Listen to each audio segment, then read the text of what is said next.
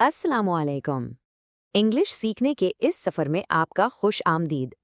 आज हम उन छोटे छोटे लफ्ज़ों की बात करने वाले हैं जिनमें अक्सर बहुत बड़ी ताकत छुपी होती है। जी हाँ, हम बात कर रहे हैं प्रेपोजिशंस की।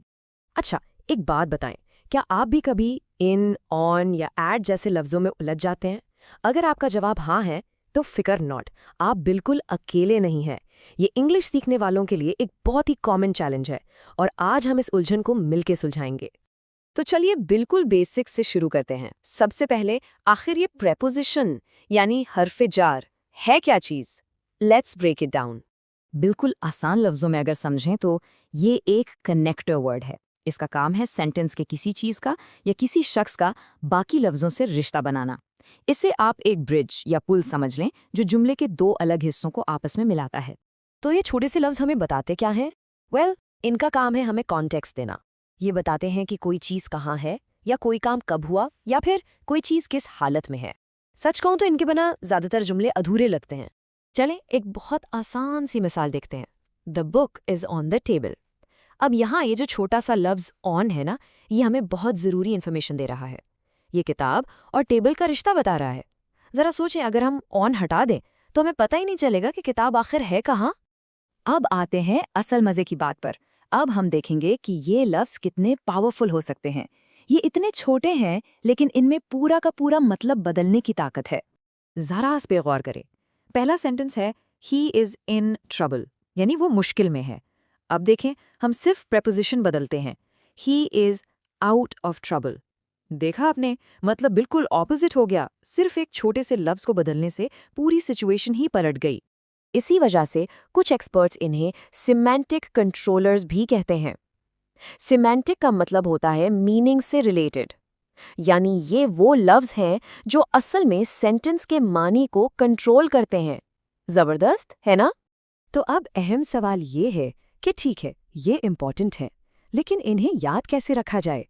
घबराएं नहीं, इसके लिए कुछ बहुत ही आसान और मज़ेदार ट्रिक्स हैं जिन्हें हम अभी डिस्कस करेंगे। लेकिन आगे बढ़ने से पहले एक बात हमेशा याद रखें, प्रेपोजिशंस को मास्टर करने का तरीका रूल्स को रट्टा मारना नहीं है। असली मास्टरी आती है प्रैक्टिस से, पढ़ने से, सुनने से, और सबसे इम्पॉर्टेंट, उन्हें रोज़मर्रा की गुफ्तगू में इस्तेमाल करने से। आज हम दो बिल्कुल सिंपल ट्रिक्स पर फोकस करेंगे। पहली है इन्हें फ्रेजेस के साथ सीखना और दूसरी है पिक्चर मेथड। चले इनको देखते हैं। ओके, ट्रिक नंबर 1, लफ्ज़ों को अकेला कभी याद ना करें। सिर्फ ऑफ या ऑन को अलग से रखने का कोई फ़ायदा नहीं। इसके बजाय पूरे फ्रेज के साथ सीखें। फॉर एग्जाम्पल, अफ्रेड ऑफ या गुड एट। इस तरह आपका दिमाग ऑटोमेटिकली वो कनेक्शन बना लेगा और आपको हमेशा पता होगा कि सही लफ्ज़ कहाँ इस्तेमाल करना। और अब दूसरी ट्रिक जो मेरी पर्सनल फेवरेट है, द पिक्चर मेथड। ये एक सिंपल सी साइंटिफिक हकीकत पर बेस्ड है कि हमारा दिमाग लफ्ज़ों से कहीं ज़्यादा तेज़ी से तस्वीरों को याद रखता है। चलिए इसको अभी ट्राई करते हैं। जब आप लफ्ज़ ऑन सीखें तो अपने जहन में एक तस्वीर बनाएं। एक किताब जो एक टेबल के ऊपर रखी है। इस इमेज को ऑन लफ्ज़ के साथ जोड़ लें। बिल्कुल इसी तरह लफ्ज़ इन के लिए अपने दिमाग में एक मछली को पानी के अंदर तैरते हुए तस्वुर करें। A fish in the water. ये तस्वीर इनका मतलब आपके जहन में हमेशा के लिए फिक्स कर देगी। आखिरी मिसाल, अंडर के लिए एक बिल्ली को इमेजिन करें जो कुर्सी के नीचे आराम से लेटी हुई है। A cat under a chair.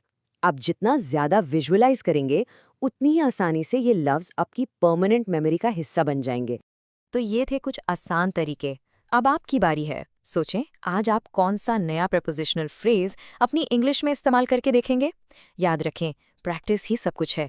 इन छोटे लफ्जों से डरना नहीं है, इन्हें अपना टूल बनाएं। प्रेपोजिशंस की लिस्ट और उनका इस्तेमाल ये रहा। इनका इस्तेमाल समझने की कोशिश कीजिए।